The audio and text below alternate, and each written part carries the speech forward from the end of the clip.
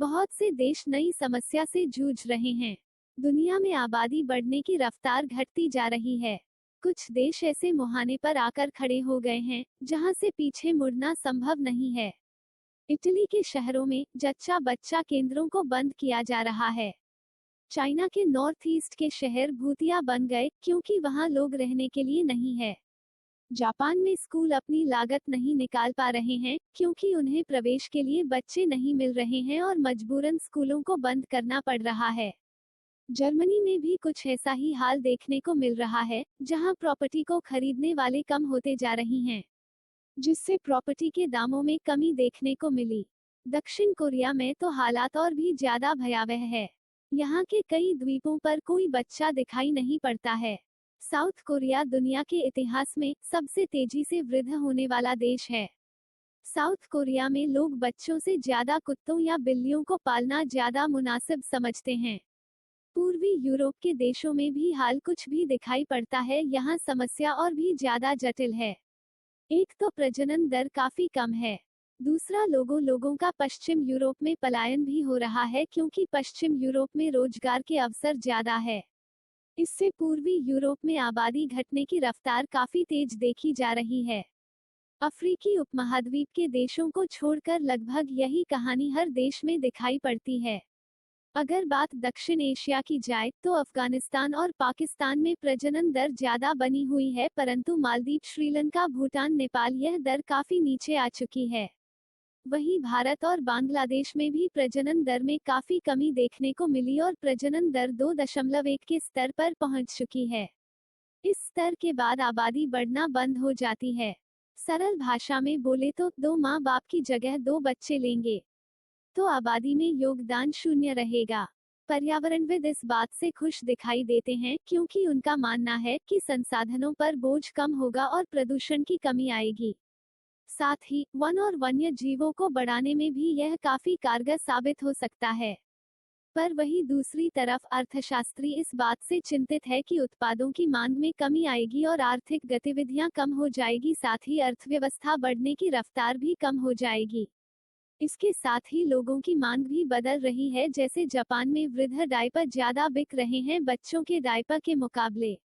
दूसरी ओर सरकारों की चिंता यह है कि बूढ़ी होती है आबादी को पेंशन देने के लिए पैसे की कमी रहेगी, क्योंकि अभी जवानों पर टैक्स लगा कर पेंशन दी जाती है। टैक्स देने वाले कम और पेंशन लेने वाले ज्यादा बढ़ जाएंगे। अब बात करते हैं कि कैसे भारत के लिए यह विपदा अवसर में बदल सकती हैं।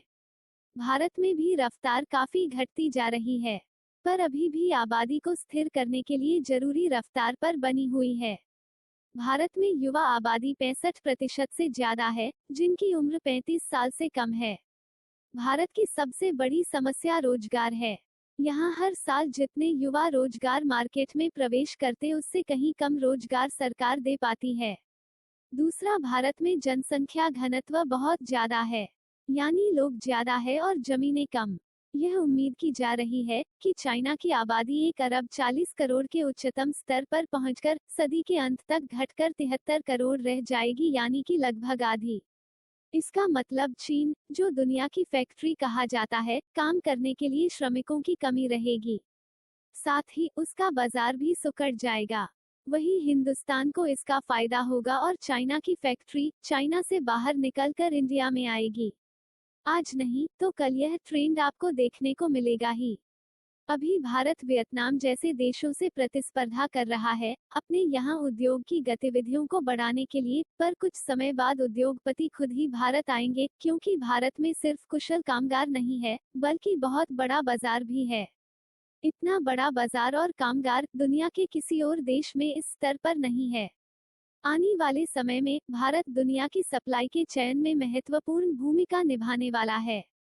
दूसरा, भारत के पेशावर युवा जैसे डॉक्टर, इंजीनियर, अकाउंटेंट, नर्सेज आदि दुनिया के दूसरे देशों में जाकर आसानी से काम कर सकेंगे। उन्हें अब कम प्रतिस्पर्धा का सामना करना पड़ेगा। ऑस्ट्रेलिया, ब्रिटेन, कनाडा जैसे देश पहले ही प्रोफेशनल लोगों को अपने यहाँ बुलाने के लिए उदार नियम अपना चुके हैं।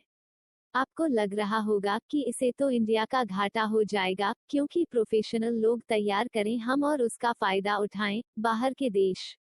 पर ऐसे नहीं है, हमारे यहाँ युवा आबादी ज्यादा है, इस कारण एक सरप्लस हमेशा बना रहेगा। ब्रेन ड्रेन की जगह ब्रेन गेम पर बात की जानी चाहिए। इससे भारत में उत्पादकता में बढ़ोतरी मिलेगी। वहीं दुनिया के कई दूसरे देश जैसे अफ्रीका भारत को उस स्तर पर प्रतिस्पर्धा नहीं दे पाएंगे, क्योंकि वहां अभी शिक्षण संस्थान और आधारभूत चीजों काफी कमी है। यानी कि जो स्थिति भारत में 1990 के लगभग थी, कुछ वैसी ही स्थिति अभी वहां पर है। लोग तो है पर हुनरमंद नहीं। हाँ, यह कहना भी गलत नहीं होगा कि अगर 21वीं सदी एशिया की है, तो अगली सदी अफ्रीका की होगी। पर अभी भारत का भविष्य सबसे ज्यादा सुनहरे दिखाई देता है। भारत के साथ साथ इंडोनेशिया, बांग्लादेश जैसे देशों को भी इससे काफी फायदा होगा।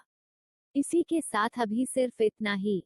अगर आपको वीडियो पसंद आई तो लाइक और चैनल को सब्सक्राइब कर दें।